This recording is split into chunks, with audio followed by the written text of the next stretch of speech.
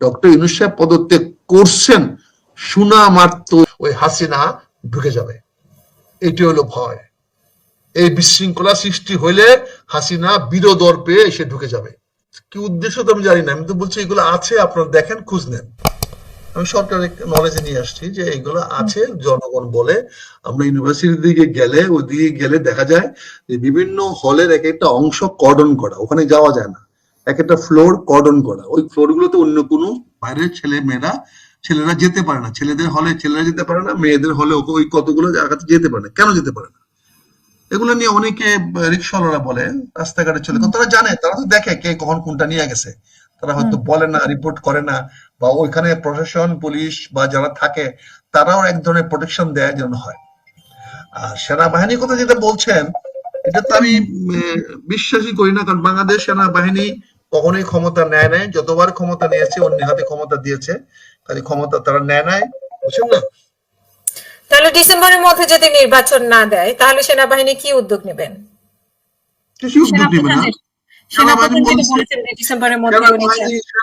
প্রধান বলছে বলে ডিসেম্বর নির্বাচন হতে হবে, সে তার অভিমত দিয়েছে। কেন দিয়েছে? ডিসেম্বরে সে দিয়েছে কারণ সেনাবাহিনী যদি বছরের পর বছর বাইরে থাকে, অলরেডি 1 বছর হয়ে যাচ্ছে, যদি 1 বছরের বেশি বাইরে থাকে, তাহলে তারা 3টা প্রশিক্ষণ সাইকেল তারা মিস করবে, 3টা কোয়ার্টার প্রশিক্ষণ সাইকেল তারা মিস করবে। তারপর তাদের একটা পিলিভ আছে, তারা বাৎসরিক 2 মাস ছুটি পায়, সেই ছুটিগুলো তারা দিতে পারতেছে না। কাজে ডিসেম্বরে নির্বাচনে তার তারা আছে। তারাটা হলো এই যে দেশটা স্বাভাবিক অবস্থায় ফিরে আসলে, একটি নির্বাচিত সরকার চলে আসলে, তখন নির্বাচিত সরকারের রাজনৈতিক উইং গুলা কাজ করবে, রাজনৈতিক সংগঠন গুলা কাজ করবে, যারা আইন শৃঙ্খলা রক্ষা কাজে অনেক বেশি সহায়ক হবে যদি সেই রাজনৈতিক দলটা জনগণের প্রতি কমিটেড থাকে। আর যদি তারা জনগণ দ্বারা নির্বাচিত হয়, তখন তারা দেশের সিভিল প্রশাসন দিয়ে, বেসামরিক প্রশাসন দিয়ে দেশটাকে পরিচালনা করার চেষ্টা করবে, এবং তারা তাই করবে। তখন সামরিক বাহিনীর আর বাইরে ঘোরাফেরার দরকার পড়বে না। কারণ আমি আমার সেনাবাহিনীকে যদি আমরা বহিঃশত্রুর আক্রমণ থেকে রক্ষা করার জন্য প্রশিক্ষণ দিতে না পারি, প্রস্তুত না করাতে পারি, তাহলে আমাদের দেশের সমূহ বিপদ হয়ে যাবে। সেনা প্রধান দেশপ্রেমের থেকে, দেশপ্রেমের উদ্বুদ্ধ হয়ে দেশের বৃহত্তর স্বার্থে উনি বলেছেন ডিসেম্বরে নির্বাচন হয়ে যাওয়া উচিত। কারণ ডিসেম্বর নির্বাচন হয়ে গেলে সেনাবাহিনী আগামী জানুয়ারিতে, উচিত বলেনি, উনি বলছে যে জানুয়ারিতে আমি নির্বাচিত সরকার দেখতে চাই। ভালো কথা, ওনার তো কমান্ড আছে সেটা। কারণ উনি তো দেশটাকে, উনি না থাকলে তো এই সরকার তো 1 ঘন্টা টিকবে না, বুঝতে পারছেন না? কাজে উনি তো সেটা বলতে পারে। কোনো কারণে সরে যায়, মানে এখন চাপে পড়ে বা নিজেদের ব্যর্থতার কারণে যদি সরে যায়, তো এখন কি হবে? তখন কি হবে? তখন আমরা ওই ছাত্রদেরকে নেতা বানায় বসায় দেবো। ক্ষমতার জন্য কি লোকের অভাব হয় নাকি বলেন? 8-9 বছর বয়সে দেশ শাসন করছে না সম্রাট আকবর, 9 বছর বয়সে দিল্লির মতো মসজিদ শাসন করছে না। এটা তো কোনো বিষয় না। চেয়ারে যে বসে যাবে সেই ক্ষমতাশালী হয়ে যাবে, তার কথা সবাই মানবে। ওই চেয়ার মেক্স পাওয়ার। মানে ছাত্ররা মিলে বিপ্লবী সরকার গঠন করবে। হ্যাঁ, গঠন করে ফেলবে, সেনাবাহিনীর সাথে সাপোর্ট দিবে, অসুবিধা কি আছে? ডুববো যখন সবাই একসঙ্গে ডুববো, অসুবিধা কি আছে? ডুবতে চাই তাদের সমস্যা নাই, কিন্তু ভাসতে চাইলে তো ইউনূস সাহেব তো, ইউনূস সাহেবের নামে হাসিনার নামে একই তকমা লাগবে। হাসিনাও পলায় গেছে, উনিও পলায় যাবে, তো এরকম তকমা লাগবে। এই তকমা যদি নিতে চান ডক্টর ইউনূস, আমার তো মনে হয় সেই তকমা উনি নেবেন না। তো আমি যে কথাটা বলতে চাই, পরিষ্কার ভাষায় বলতে চাই, যে এইগুলা ভয়, ভীতি, জুজুর ভয় দেখিয়ে লাভ নেই। এখানে সেনা প্রধান তার নিজের অবস্থান থেকে পরিষ্কার বলেছে ডিসেম্বরের মধ্যে নির্বাচন হয়ে যাওয়া উচিত। কারণ একটা নির্বাচিত সরকার আসলে যে ম্যাজিক আসবে বা দেশে সব পরিবর্তন হয়ে যাবে, এটা তাই বিশ্বাস করি না। কিন্তু নির্বাচিত সরকার হলো দেশের ভালো করার জন্য জনগণের ম্যান্ডেট থাকে, না খারাপ করার জন্য জনগণের ম্যান্ডেট থাকে। সে যদি জনগণের প্রত্যাশা পূরণ করতে চায়, সে পারবে। আমরা 91 সাল নির্বাচনে এই আমরা করি নাই? বিএনপি বাংলাদেশ জনগণের জন্য করে নাই? এই ইতিহাস আছে। তো সবচেয়ে বেস্ট সরকার বাংলাদেশের দেশমাতা খালেদা জিয়া 91 সন থেকে 96 সরকার, সেই সরকারকে থাকতে দেন নাই আপনি। 5 মাস আগে সরকার চলে যেতে হয়েছে। কিন্তু একটা নির্বাচিত সরকার হলে সেখানে জনগণের সদস্যত্ব থাকে। জনগণ তখন অপরাধীকে দমন করার চেষ্টা করে, অপরাধীকে আটকানোর চেষ্টা করে। এখন তো কেউ কারো কথা শুনে না, কেউ বলে না। জনগণ থাকলে পুলিশের করাপশন কমে যায়, থানা দারোগা মাতব্বরি কমে যায়, ওসির মাতব্বরি কমে যায়, এসপি ডিসির নিয়ন্ত্রণে চলে আসে। তখন চেক এন্ড ব্যালেন্স আসে। এই জন্য নির্বাচিত সরকার দরকার। আর নির্বাচিত সরকার না হলে বিদেশিরা কখনোই এই দেশে বিনিয়োগ করতে আসবে না, ব্যবসা বাণিজ্য হবে না, আমাকে ক্রেডিটে কেউ মাল দেয় না। এখন 3 মাস সরকারের জন্য 3 মাসও দেয় না। আগে 90 ডেজ দিত, ইউ পাস দিত, কত কিছু দিত, এখন দেয় না। এখন বাংলাদেশে বাকিতে কেউ বিক্রি করে না। তুমি যে নিবা কি অবস্থা হবে, ঠিক আছে নাকি? তুমি আজকে $222, $122 এটা নিবা, তোমার তো কতদিন পরে $146 হয়ে যাবে। তা করতে তুমি টাকা দিবে আমার? কাজে এখানে অনেক কিছু আছে, অনেক ব্যাপার আছে, বুঝছেন না? কাজেই পালাই গেছে। আপনারাই তো বলছেন পালাই গেছে, আমি বলছি আপনারাই তো বলবেন যে কালকে ডক্টর ইউনূস পালাই গেছে, বুঝছেন না? কাজে আমি তো চাই না যে কেউ পালায় যাক, পালায় যাওয়ার রাজনীতি আমি করি না, কিন্তু আমার কথা হচ্ছে দেশটাকে এখন সবাই কথা উঠেছে যে সে মানে জেনারেল ওয়াকার শেখ হাসিনাকে নিয়ে আসতে চায়, এগুলোর জন্য আওয়ামী লীগকে নিয়ে আসতে চায়, এই জন্য হ্যাঁ, ওয়াকারের তো মাথা খারাপ হয়েছে, ওয়াকার তো বুঝে না ওয়াকার শেখ হাসিনাকে নিয়ে আসবে কেন? আনতে হলে তো সে নিজেই আসতে পারবে। হ্যাঁ, শেখ হাসিনার দরকারটা কি? এগুলো মানুষকে বললে খুব মুখরিত করা যায়। যদি শেখ হাসিনাকে ক্ষমতায় এনে বসাতে পারে, তাহলে সে ক্ষমতায় বসতে অসুবিধা কোথায়? সে যদি অন্যকে ক্ষমতায় বসাতে পারে, সে নিজে বসতে পারে ক্ষমতায়, তো অন্যকে বসাবে কেন? এরকম পোকা কি সে নাকি? সে কি জেনারেল হয়েছে কি গোড়া ঘাস কাটে? সে কি বুঝে না কোনটা কি করতে হবে? সে শেখ হাসিনাকে এনে বসাবে কেন? Sheikh Hasina is a gone chapter, it is ওই এটা বারবার নিয়ে আইসা ওই মনে করায় দেয়া না যে শেখ হাসিনা ভীতি দেখান। শেখ হাসিনা ভীতি দেখান কেন? ভীতি নিজেদের, নিজেদের ভীতি দেখেন না। আজকে দেখেন ছেলেরা কি বলছে যে দুইজন সরকারে আছে ছাত্ররা, তারা তাদের লোক না, এনসিপির লোক না।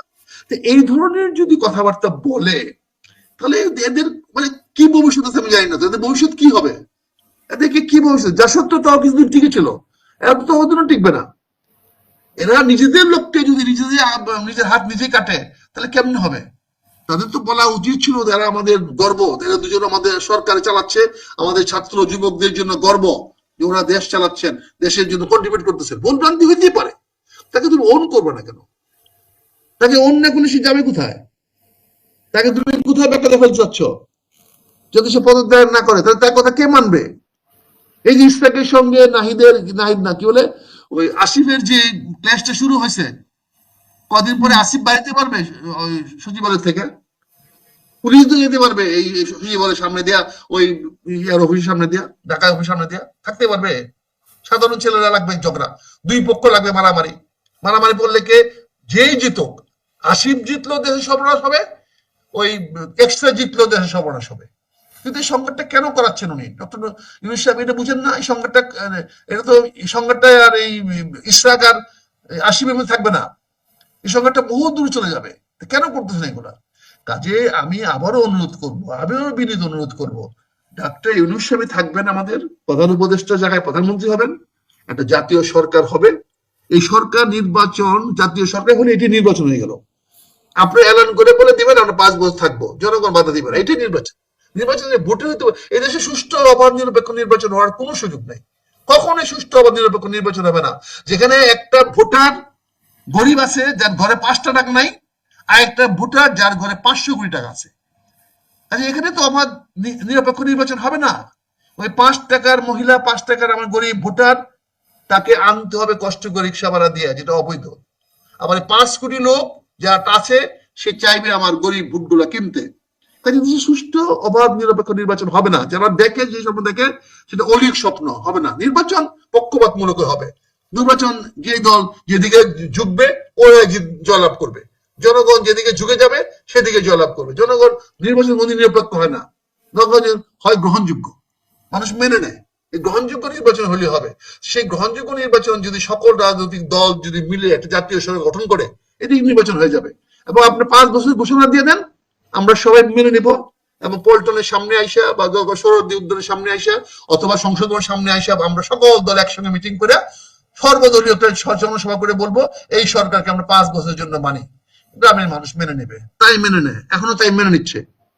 কাজেই আগামী তো মেনে নেবে, কিন্তু সংঘাতের দিকে যান না। আবারও অনুরোধ করি, সংঘাতের দিকে যান না। ডক্টর ইউনূস আমাদের এই মুহূর্তের একমাত্র ত্রাণকর্তা।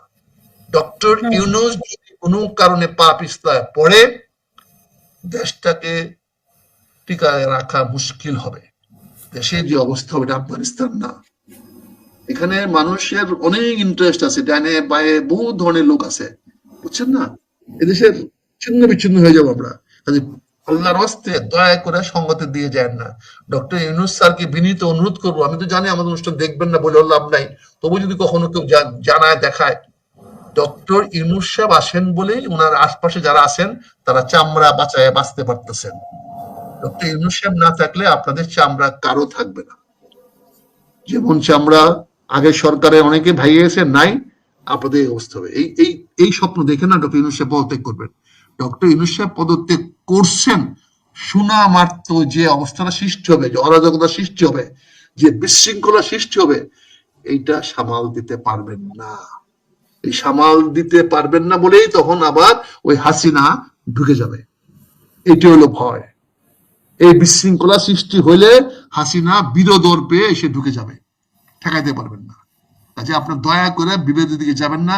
দয়া করে ডক্টর ইউনুস সাহেব মান ওই মানে স্পষ্ট না, ডক্টর ইউনুস সাহেব স্পষ্ট করে বলে দিবেন যে উনার এই পরিষদ ভেঙে দিয়ে উনি একটা জাতীয় সরকার গঠন করুন, এটাই একমাত্র প্রয়োজন।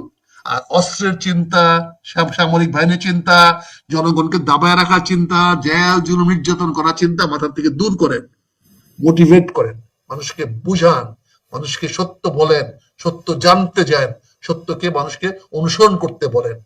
ইনশাল্লাহ এই দেশটা মুসলমানের দেশ, শান্তির দেশ। আমরা যদি আল্লাহতে বিশ্বাস করি, ধৈর্য ধারণ করি, সবুরে মেওয়াফল আল্লাহ বলেছে, তুমি যে অপেক্ষা করলে, ধৈর্য ধরলে, তুমি তোমার ফলাফল পাবে পাবে পাবে, এটা আল্লাহর বিধান। কাজে সবাইকে অনুরোধ করবো, আল্লাহর ওয়াস্তে ধৈর্য ধরেন, ধৈর্য ধরেন, ধৈর্য ধরেন। সবাইকে ধন্যবাদ।